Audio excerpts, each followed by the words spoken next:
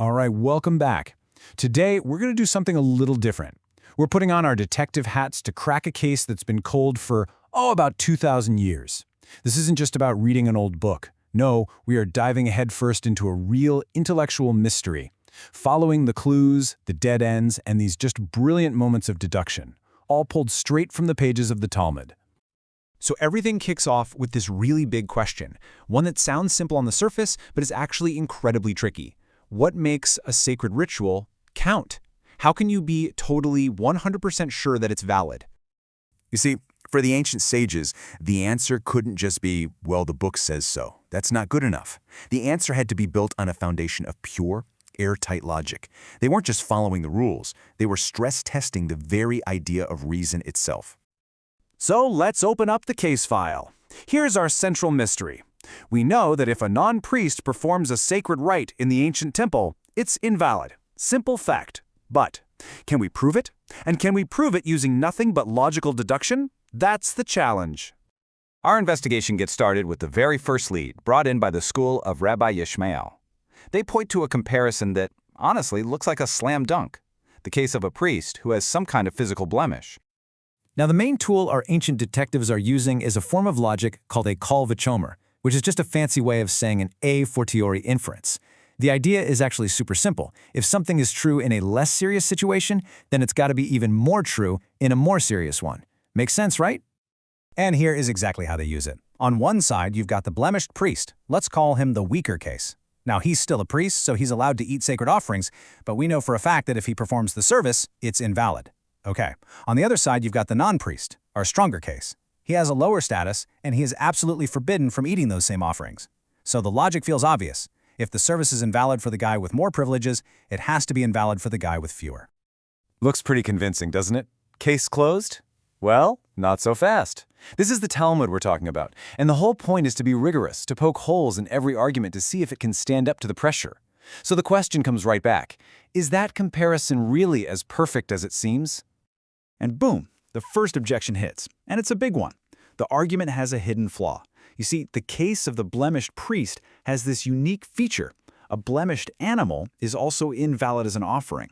So there's this parallel between the priest and the animal that you just don't find with a non-priest. That means the analogy isn't perfect.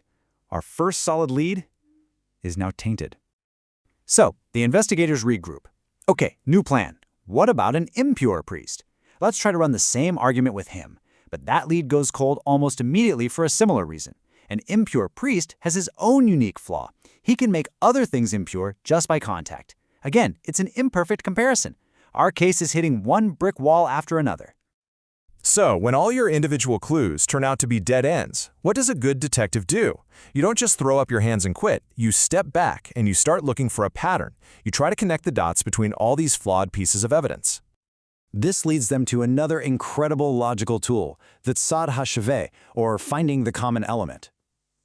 The idea here is really clever. What if you have two different examples, and each one has its own specific problem? Well, maybe you can just ignore their unique flaws and find one core principle that they both share. So here's how they rebuild the case. You take the blemished priest with his unique problem, then you take the impure priest with his unique problem. You ask, what's the one thing they definitely have in common? Well, they're both banned from performing the temple service, and if they try to do it anyway, the service is ruined. Aha! Maybe that's the general rule we can use to apply to our non-priest. And this is just a beautiful illustration of the method. They took two broken arguments, stripped away all the unique, problematic parts, and pulled out this one shared principle. It really, really feels like they finally cracked it. The logic seems totally solid. But then, the plot twist. A totally devastating objection comes out of left field and just blows the whole case wide open. It turns out there's a flaw in the common element itself. You have to think back to a time in history when private altars were allowed. At those altars, blemished priests and impure priests were still forbidden from serving. But non-priests? They were actually allowed to serve at private altars. The comparison completely shatters. The common element isn't common after all. And just like that, the entire line of investigation has completely collapsed. It's a total dead end. Every single attempt to build this logical bridge has been systematically demolished. It's starting to look like this case might actually be unsolvable. But just when it seems like all hope is lost, a new detective, Rav Mezher, walks onto the scene. And he basically says, look, everyone's been looking at the wrong clues. Let's scrap all of it and start over with a brand new angle. What about a perfectly valid priest who performs the service while sitting down? So Rav Mezher proposes a whole new argument using this clue. The priest who sits down becomes our new weaker case. He's a legitimate priest, he can eat the offerings, but the act of sitting invalidates his service. The non-priest is still our stronger case, still unable to eat those offerings. The structure of the logic is identical to our very first attempt, but the core piece of evidence is completely different. Of course, nothing gets a free pass here. The objection is immediate. Hold on a minute. Isn't sitting also a unique case? They point out that, in general, sitting down disqualifies someone from giving testimony in a court of law. So maybe that's the special stringency that makes this yet another flawed comparison.